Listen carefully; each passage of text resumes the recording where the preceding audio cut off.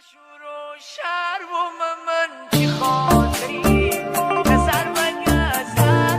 با صدای ابی عالی ترانه سرا مجتبی محمدی، آهنگ و تنظیم محمد رضا حدادی، کاری از استودیو بلک وایت. ای جانا ای جانا یارا جانا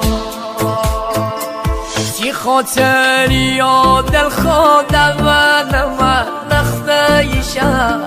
تی پیرو برار من بساقا کنم در بنن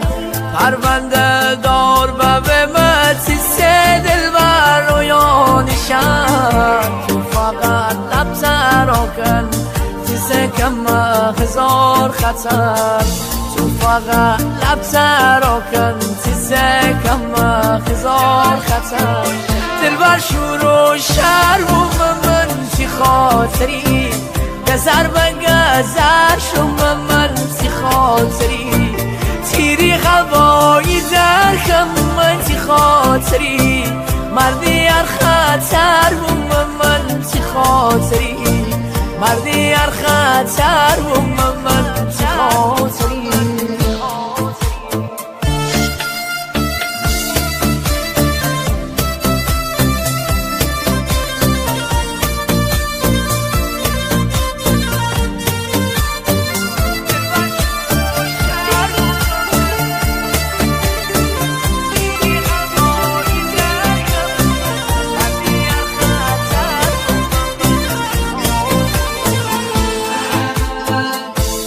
تیره دست بیرم و تنه زیادی و باشم رفیق می و میخانه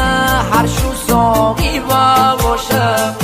سبال بیرم یار ما فراری و باشم مکن و عبد و یک روزی خاطری و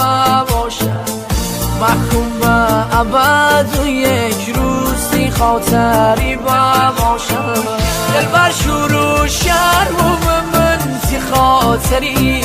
گذر و گذر شما من چی خاطری تیری هوایی در کم چی خاطری مردی هر خطر و من چی خاطری مردی هر خطر و من چی خاطری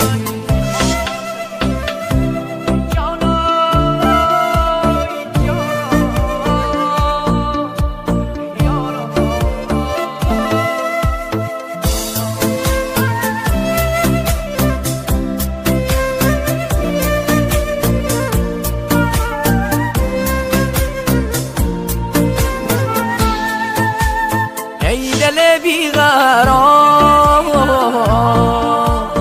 دستی روزگار